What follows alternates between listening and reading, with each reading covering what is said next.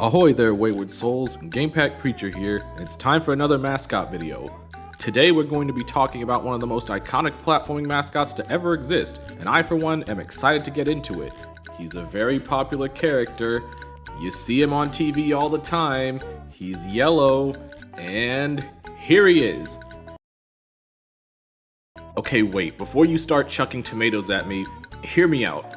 Yes, technically, SpongeBob is not a platforming mascot, let alone a video game mascot really, but you can't deny that he's one of the most recognizable characters in the history of media, and being that recognizable and marketable will of course lead to games. SpongeBob has a lot of games under his belt, more so than most other franchises and licensed titles, and yeah, a good percentage of licensed games are destined for the bargain bin on release, but a lot of SpongeBob games are remarkably solid, and most of his games that are solid just so happen to be platformers. So screw it, SpongeBob is a platforming mascot, and today we're gonna go over what I consider to be his most notable entries. We have 5 games on the docket for today, because again, we're focusing mainly on the platformers, and if I missed any, please feel free to yell at me about it in the comments or whatever. I'm sure the 6 Super Sponge fans will have a field day or something. Anyway, click those shiny buttons at the bottom of the screen, grab you some Krabby Patties, and let's dive into some sponge-based shenanigans.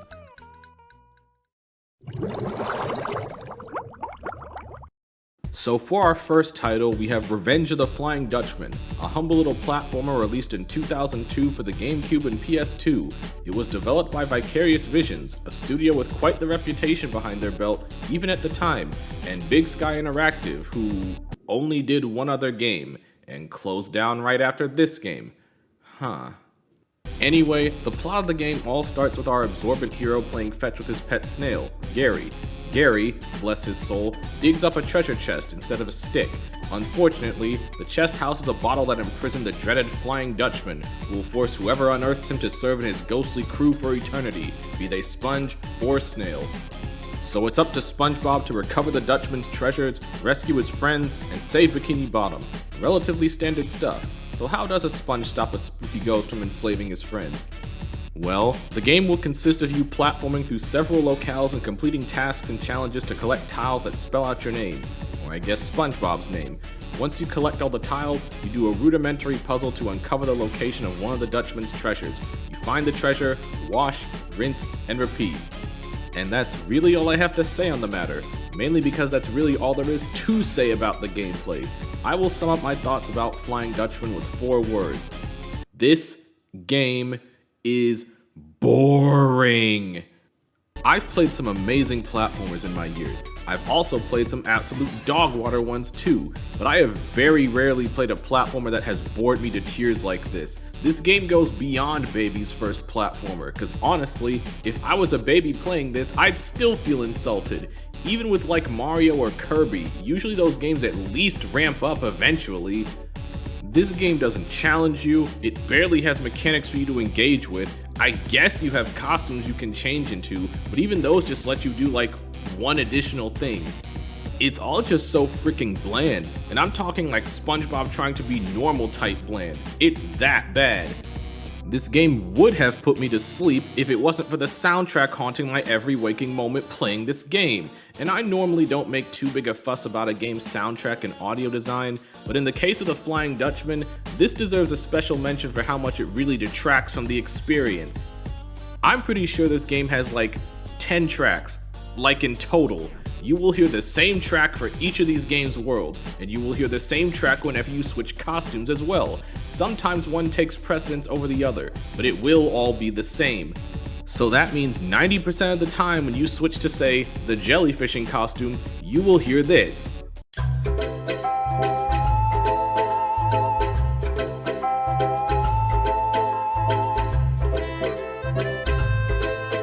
Or when you get to Chum World, all you will hear is this.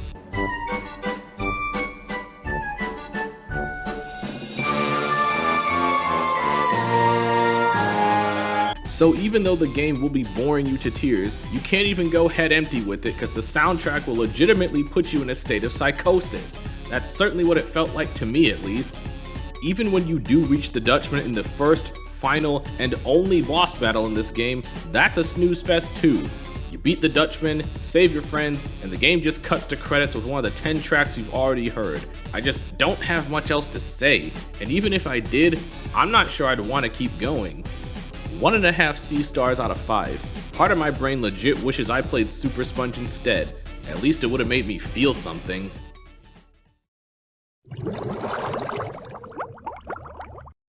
Ah, finally, a true product of quality. The game starring our spongy protagonist that most are already familiar with. And for good reason, because this game deserves any praise that it gets or has gotten. Battle for Bikini Bottom is probably the gold standard to not just SpongeBob games, but I'd go as far to say it's a standard for licensed games as a whole. This game came out a year after Flying Dutchman and was developed by Heavy Iron Studios. Heavy Iron was also responsible for another licensed game in Night of 100 Frights for Scooby-Doo, which I hear is also quite decent. Anyway, for a quick BFBB review, this game is better than it has any right to be. I thought that when I first played it, and honestly I still think that now. It has such a following, in fact, that it's the only SpongeBob game to get its own remake, which we will be using footage for the purposes of this video. Sorry to any purists out there, but it's just more convenient. With that out of the way, let's get on to the plot. So it's another peaceful day in Bikini Bottom. SpongeBob and Patrick are playing a rousing game of robots and racehorses. Not content with their figurines, the duo decide to wish for some real robots to play with. Unfortunately, their wishes come true due to the machinations of the tiny terror, Plankton. Sheldon here made a robot generator to take over Bikini Bottom. In a slight blunder, however, happens to the best of us, he set the obedience switch to don't obey instead of obey. So the robots start running amok, and it's up to Sponge and friends to save Bikini Bottom. It's a short and simple plot, and honestly feels like it could be an actual episode plot, or maybe like one of those 60 or 90-minute specials. Which leads me into the first positive of this game, that it captures the vibe of SpongeBob really well. That is kinda weird to say considering all the games we're discussing are SpongeBob ones, but let me explain. Going back to Flying Dutchman for a sec, sure, it's a SpongeBob game, and it looks like SpongeBob, and it sounds like one with all the VAs reprising their roles, but it just doesn't have the soul of one. It feels like you're playing a bargain bin platformer with a SpongeBob skin pack over it. BFBB does not have that problem. It looks more like SpongeBob, it makes jokes that you could get out of the actual show, and even though not every voice actor is in BFBB, for both the OG and the remake, funnily enough, their performances just feel stronger overall. There's a lot more charm and care than there was in our previous title, and the game is much better for it. Speaking of the game, what's that like anyway? Well, in a move of absolute brilliance, BFBB sets itself apart from previous titles by just copying the homework of all the other platforming mascots at the time. This is by no means an insult, but Battle for Bikini Bottom is about as standard of a collectathon as you can get. There are 3 main types of collectibles on your quest. Shiny objects, which basically serve as your currency, a bunch of Patrick's socks, which the robots scattered for whatever reason, and our main collectible, golden spatulas, which are basically your Power Star / Jiggy equivalents. You'll find these spatulas scattered all across the ocean, and every 10 socks you find will net you one as well. As SpongeBob, Patrick, and Sandy, you'll be jumping, bopping, and bubble blowing your way through all sorts of familiar locations to get those glittery trinkets and bust up any bots you find along the way. The more spatulas you get, the more worlds you'll unlock. You'll fight some bosses along the way, get new powers to deal with new challenges, and ultimately save the day with enough effort and imagination. If you've ever played Banjo, or Jak and Daxter, or any 3D Mario, you've done this song and dance before, but BFBB does that song and dance remarkably well. That may not seem like a big deal, but for licensed titles, the bar may as well be subterranean. It's just a shockingly solid romp for the Sponge, and the remake maintains that quality, all with a fresh coat of paint. The remake did also add some cut content as well, mainly a horde mode complete with a Robo-Squidward that never made it into the original. It's there. I'm not gonna lie, I tried it once with a friend and it was a distraction at best. The most I can say about it is that it's a nice little sibling activity and nothing more, but it's harmless. It doesn't detract from the overall good time this game is. 3.5 C stars. It's not breaking any new ground, but it stood the test of time. Might as well call this one old reliable. Let's see if we can beat it with our next entry.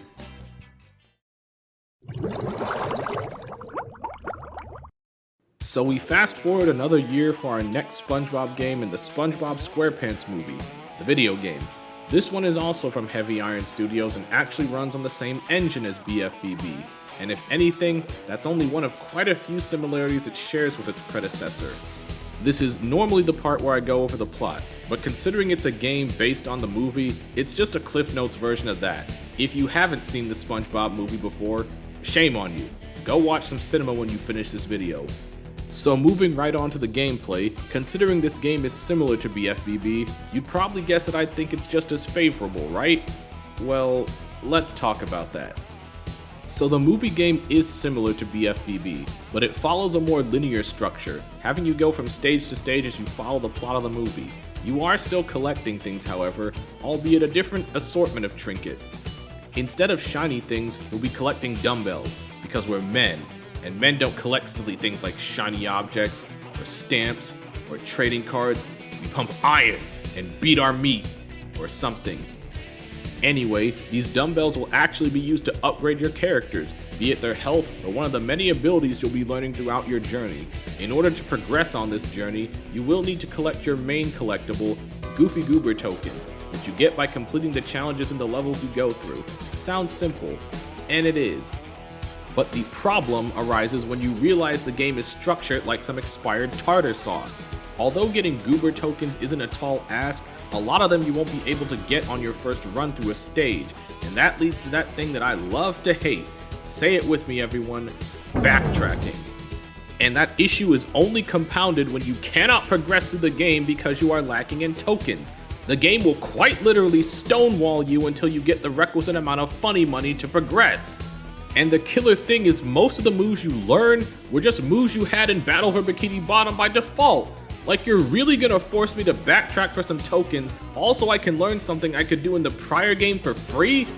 And some of these tokens, good lord, some of these tokens make me wanna say things you'd find scribbled on a dumpster, cause they grind my gears something fierce. Like, the game doesn't play worse than BFBB, but it's a whole lot less fun to go through than its predecessor was. If I had to play through this game again to be considered a man, I think I'd rather stay a kid, all things considered.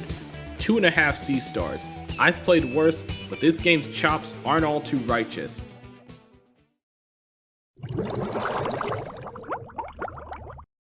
So we're fast forwarding quite a bit for our next title. I know there were a few other platformers in the period between the movie game and Cosmic Shake, but as far as I know, they aren't much to write home about. Plus, I don't have that kind of time, so here we are. If you've played any of the other SpongeBob games in between those years, let me know how they are in the comments. Maybe I'll check them out one day. But back to Cosmic Shake, this one came out just 3 years ago in 2023 and was developed by Purple Lamp, who are actually the folks behind the remake of Battle for Bikini Bottom. If anything, Cosmic Shake was an attempt to make a sort of spiritual successor to the game, considering the positive reception of the remake, so let's see how it stacks up to BFBB, right after we go over the plot. It's another beautiful day in Bikini Bottom, and SpongeBob and Patrick are spending their day at Glove World. While at the park, the duo run afoul of a fortune teller by the name of Madame Cassandra. The shifty sea dweller sells them some magic bubble soap, which SpongeBob immediately takes home and starts blowing bubbles with. Shockingly, it turns out that bubble soap really was magical, and SpongeBob's abuse of it ends up blowing literal holes in the fabric of reality. So with space and time on the brink of collapse, SpongeBob and a now balloonified Patrick have to travel to different wish worlds, save their friends, and gather as much cosmic jelly for the good madam, who will totally not use it for nefarious purposes. It's another nice setup that could actually be another episode of the show, or a special. Anyway, how's the game? Well, the team did want to make a spiritual successor to BFBB, and I would say they succeeded. But before we get into the game, I want to gush about the game's strongest aspect, its charm. I honestly think the animations and such are better than they were in Rehydrated. SpongeBob and friends have never looked better, and their personalities shine even brighter as well. And the humor is also on point in classic SpongeBob fashion as well. For most normal games, this isn't really that important, but for a licensed product, especially one as prolific as SpongeBob, it adds to the experience exponentially. But of course, the true strength of a game lies in its gameplay, and that is Cosmic Shake's strongest aspect. This game does a good job in feeling like the next logical step from Battle for Bikini Bottom. If you have played Rehydrated, the controls should feel relatively similar to you. But there are some key things that set it apart. For one, Cosmic Shake follows a more linear progression compared to BFBB. There are no collectibles for you here, or at least no necessary ones, so it's just a stage-to-stage sort of deal here. And 2, the sponge actually has some new tricks up his sleeve for this go around. He has a glide, he has his own lasso this time, no squirrel required. Heck, he even has his own homing attack karate kick now. SpongeBob's new moves really help with both the game flow and the level design, but at the same time it also highlights what I think is the game's greatest weakness. You're just stuck with the sponge for the entire game, even though Patrick is floating next to you for the majority of it. And that isn't necessarily a problem, but I could never shake the feeling that something was missing. Like I was still having fun playing the game, but the F is for friends that do stuff together, and I do feel like having multiple characters does add a little spice to that you just don't get with a solo sponge. It ultimately feels very safe. It isn't utilizing all of its new ideas to the fullest. Again, the game is good. I had a good time playing it, but if you're gonna be a spiritual successor to something, you gotta take some risks and make your own mark. 3 solid C stars. We're on a good track, but we can still shake things up a bit. And with that, we only have one more stop on our Undersea Odyssey.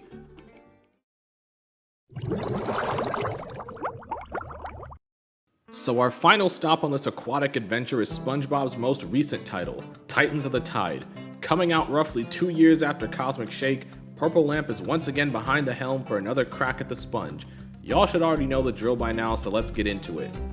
In what is probably the most outlandish premise for a plot in these SpongeBob games yet, Mr. Krabs is offering a whole 50% off Krabby Patties. This, of course, gets all of Bikini Bottom stirring. Unfortunately, this also includes our old enemy, the Flying Dutchman.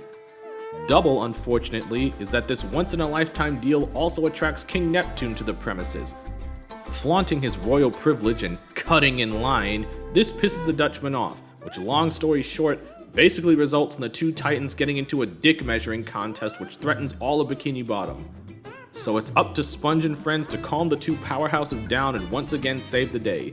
Plot premise, good. What's also still good is the charm. The animation and humor is just as good as it was in Cosmic Shake.